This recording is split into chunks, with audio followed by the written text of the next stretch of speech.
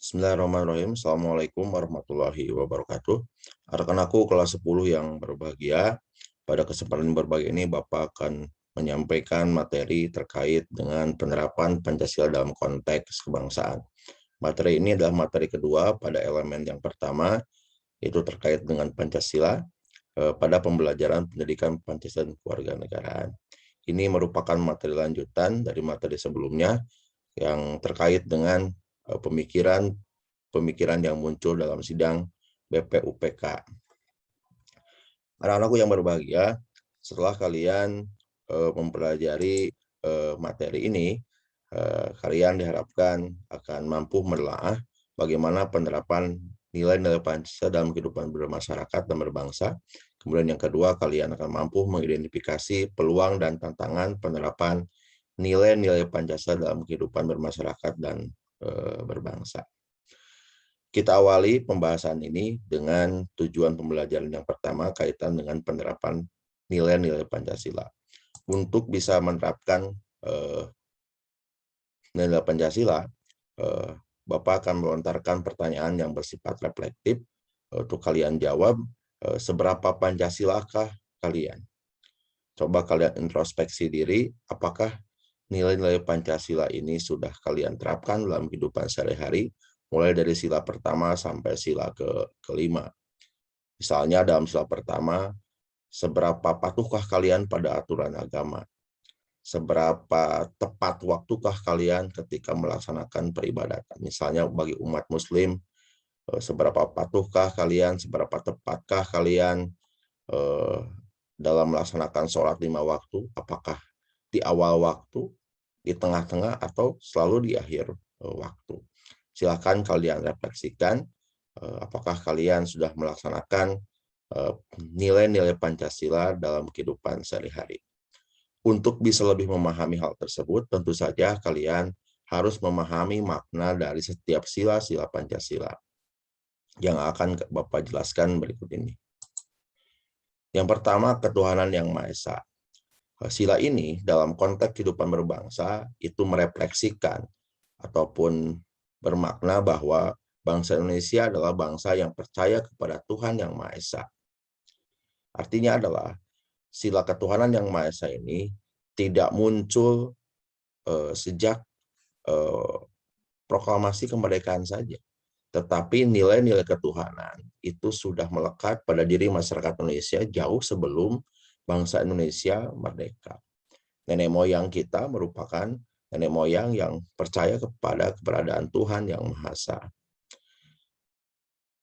Dari sila tersebut, sehingga setiap manusia Indonesia dengan agamanya masing-masing, dia dapat melaksanakan ajaran agamanya secara nyaman dan seksama tanpa mengalami gangguan. Akan tetapi, perlu kita lihat, tidak semua Indonesia yang berketuhanan ini dapat melaksanakan ajaran dan ritual agamanya dengan nyaman dan seksama. Saat ini kita masih sering melihat banyak sekali terjadi persoalan-persoalan terkait dengan kebebasan dalam pelaksanaan ajaran agama, seperti soal intoleransi terhadap keyakinan yang berbeda yang terjadi di kalangan masyarakat. Nah, ini mesti kalian cermati bahwa beribadah merupakan hak asasi setiap manusia, dan kita tidak boleh mengganggu peribadatan manusia lainnya kalau kita ingin beribadah secara nyaman. Inti dari sila ketuhanan yang Maha Esa ini, bagaimana bangsa Indonesia percaya kepada Tuhan yang Maha Esa serta menjamin kemerdekaan beragama setiap rakyat Indonesia. Akan tetapi mesti dimaknai, kebebasan beragama ini bukan berarti bebas untuk tidak beragama, dan bukan pula berarti untuk bebas mencampur adukan agama. Kebebasan beragama ini kita bebas untuk meyakini satu agama dan beribadah menurut agama dan kepercayaannya masing-masing. Kita tidak diperkenankan untuk mencampur adukan ajaran agama, dan kita pun tidak boleh memaksakan kepercayaan yang kita anut ataupun agama yang kita anut kepada orang lain yang sudah beragama. Kemudian yang berikutnya, kemanusiaan yang adil dan beradab. Secara umum, sila kedua ini merupakan landasan ideologis jaminan hak asasi manusia di Indonesia. Ini menunjukkan bahwa setiap bangsa Indonesia itu dijunjung tinggi, diakui, dan diberlakukan sesuai dengan harkat dan martabatnya selaku ciptaan Tuhan Yang Maha Esa.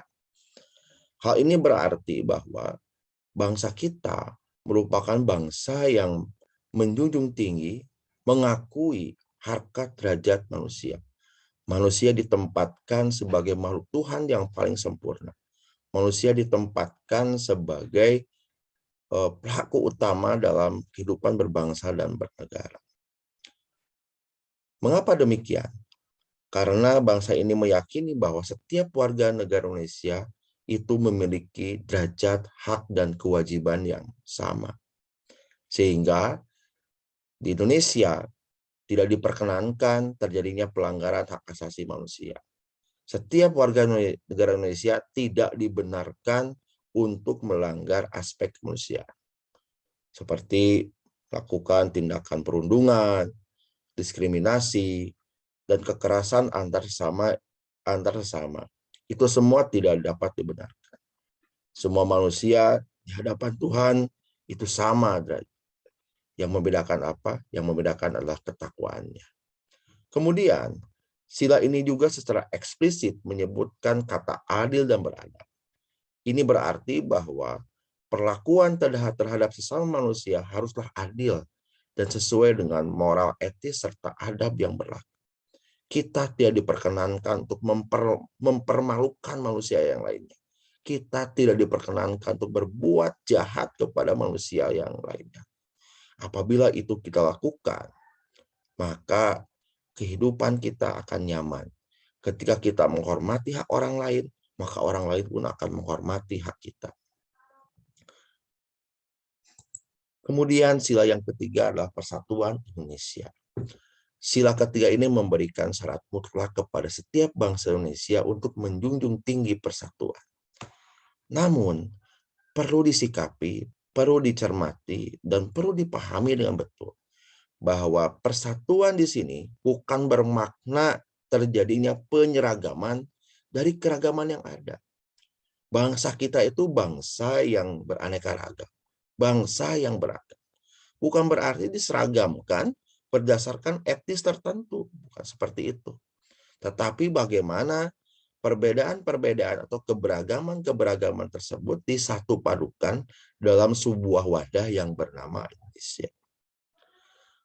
Melalui sila ini juga kita diajarkan, kita dituntut untuk bersatu padu, kompak tanpa perpecahan untuk bersama-sama memajukan bangsa dan negara Indonesia. Di negara kita punya simbol-simbol yang dijadikan sebagai alat pemersatu bangsa. Misalnya Pancasila, Ikrar Sumpah Pemuda, kemudian Undang-Undang Dasar 1945, Bahasa Indonesia, kemudian bendera merah putih. Contoh dalam penggunaan bahasa Indonesia. Itu membuat kita bisa berkomunikasi dengan siapapun tanpa kita kehilangan identitas kita sebagai warga suatu suku bangsa. Misalnya ketika orang Jawa ataupun orang Sunda pergi ke Papua. Kalau kita orang Sunda menggunakan bahasa Sunda, ya tidak akan terjadi hal-hal yang komunikasi yang efektif. Tapi ketika menggunakan bahasa Indonesia, maka kita dapat berkomunikasi dengan orang Papua yang memang tidak bisa memahami bahasa Sunda. Dan kita pun tidak memahami bahasa daerah di Papua. Dengan bahasa Indonesia, perbedaan-perbedaan itu menjadi tidak ada tanpa kita kehilangan identitas kita sebagai warga dari sebuah suku bangsa. Akan tetapi anak-anakku, faktanya saat ini kita masih kerap menjumpai berbagai narasi yang justru kontraproduktif. Artinya justru bertolak belakang dengan semangat persatuan. Misalnya saling menghujat, menghasut, memusuhi, menyerang karena perbedaan itu. Lebih parah lagi, munculnya gerakan separatis yang hendak memisahkan diri dari Indonesia sekarang ini masih ada. Kita tidak sadar sekarang banyak status-status di Facebook atau di media sosial lainnya yang kelihatannya seperti benar, tetapi dampaknya bisa memecah belah persatuan dan kesatuan. Kemudian terkait dengan sila kerakyatan yang dipimpin oleh hikmat kebijaksanaan dalam permusyawaratan perwakilan. Sila ini menegaskan bahwa segala keputusan di lingkungan masyarakat harus dilakukan dengan penuh hikmat kebijaksanaan melalui mekanisme musyawarah. Dengan kata lain, tidak boleh ada seseorang atau sekelompok yang merasa paling otoritatif atau paling berkuasa dan merasa paling benar. Sila ini menegaskan bahwa bangsa ini adalah bangsa yang mengedepankan musyawarah. Musyawarah untuk mufakat dalam menyelesaikan setiap persoalan, dalam menyelesaikan setiap permasalahan di berbagai lingkungan kehidupan. Coba Anda lihat di lingkungan masyarakat. Di masyarakat kita, musyawarah menjadi sebuah kebiasaan dalam memecahkan setiap persoalan. Mau membangun tempat ibadah, kita bermusyawarah. Sampai kaitannya dengan hal pribadi pun dimusyawarahkan. Contoh, seseorang yang mau menikah, itu ketika mau menikah, antara pihak keluarga laki-laki dan perempuan bermusyawarah, menentukan di mana lokasi pernikahannya, kapan waktu pernikahannya. Nah, ini adalah membuktikan bahwa negara kita merupakan negara yang gemar ataupun mempunyai budaya musyawarah dalam menyelesaikan setiap persoalan. Akan tetapi, anak-anakku, faktanya kita masih menjumpai sejumlah praktik kehidupan di masyarakat yang tak sepenuhnya mengedepankan musyawarah. Seperti tidak menghargai perbedaan pendapat, kemudian anti kritik. Nah, itu hal-hal yang patut kita hindari. Kemudian sila berikutnya, sila terakhir, keadilan sosial bagi seluruh rakyat Indonesia. Perlu kalian pahami bahwa keadilan dapat bermakna bahwa setiap bangsa Indonesia berada dalam posisi yang setara, baik terkait dengan harkat, martabat, maupun hak dan kewajibannya. Artinya, setiap rakyat Indonesia mempunyai kedudukan yang sejajar, mempunyai kesempatan yang sama dalam berbagai macam kegiatan. Dengan sila ini, kita dilarang untuk merendahkan orang lain. Misalnya karena status sosial, jenis kelamin, agama, dan budaya. Itu semua merupakan bentuk dari ketidakadilan kalau misalnya kita merendahkan orang lain. Misalnya ketika kita berteman berdasarkan status sosial, kita hanya ingin berteman dengan orang-orang yang status sosialnya tinggi, dengan orang-orang kaya. Nah, itu tidak dibenarkan. Karena itu akan melanggar harkat derajat martabat manusia. Anak-anakku, untuk bersikap adil harus dimulai dari cara pikir yang adil. Cara pikir yang adil itu bagaimana mindset kita, pola pikir kita dalam memandang orang lain. Haruslah mempunyai, kita menganggap orang lain itu mempunyai kedudukan dan derajat yang sama dengan kita. Kita tidak boleh berpikir bahwa kita lebih tinggi dari mereka. Apabila kita sudah berpikir kita akan lebih tinggi daripada mereka, kita mempunyai derajat yang lebih tinggi dari mereka. Itu akan menunjukkan kita akan mempunyai sikap takabur, kita sikap sombong, yang kemudian itu semua membuat kita tidak menghargai orang lain. Akan tetapi pada kenyataannya, anak-anakku, ada banyak ketidakadilan yang terjadi di sekitar kita. Misalnya diskriminasi dan ketidakadilan terhadap perempuan. Perempuan tidak mendapatkan hak belajar yang setara dengan laki-laki. Perempuan jarang dikasih kesempatan untuk menjadi pemimpin karena dianggap emosional. Pekerja perempuan umumnya lebih rendah dibanding laki-laki. Nah, itu semua harus kita berantas. Memang akhir-akhir ini, memang pada saat ini kesempatan itu terbuka lebar untuk semuanya. Hak laki-laki dan perempuan itu sama, tidak boleh dibedakan. Sehingga kita bisa melihat sekarang di negara kita banyak perempuan-perempuan hebat yang menjadi pemimpin, menjadi kepala daerah, menjadi anggota DPR, tapi memang masih lebih kecil jumlahnya dibandingkan dengan selain dari hal itu, bahwa diskriminasi tidak boleh kita lakukan, tidak boleh kita terapkan dalam berbagai macam kehidupan. Anak-anakku yang berbahagia, bagaimana tantangan penerapan Pancasila? Tantangannya adalah bagaimana berpancasila di media sosial. Saat ini media sosial menjadi media yang paling digandrungi oleh berbagai macam kalangan, mulai dari anak-anak, remaja, sampai dewasa. Nah, kita jangan sampai tergoda untuk membuat status yang tidak benar atau menyebarkan berita-berita yang tidak benar. Justru kita harus menjadikan media sosial sebagai cara kita untuk menyebarluaskan kebaikan, dan itu semua sebagai salah satu media untuk menerapkan nilai-nilai Pancasila. Kita jangan sekali-kali untuk membuat status yang sifatnya menyerang orang lain.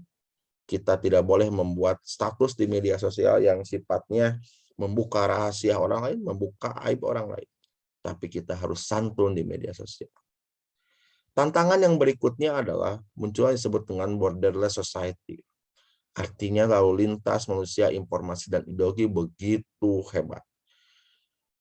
Sekarang itu manusia seolah tanpa batas.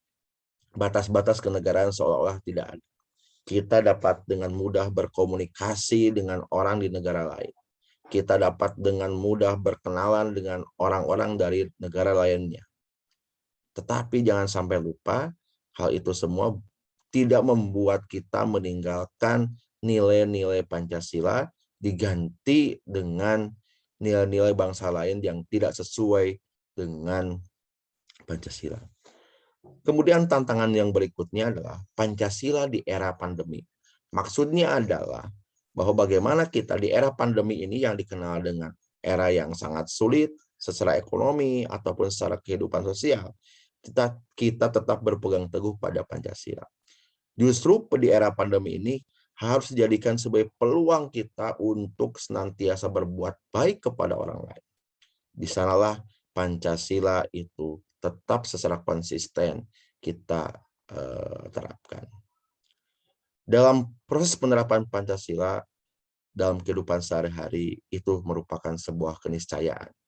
Pancasila adalah kesepakatan bangsa Indonesia dan kita harus mematuhi kesepakatan itu dengan cara apa? Menerapkannya dalam kehidupan sehari-hari.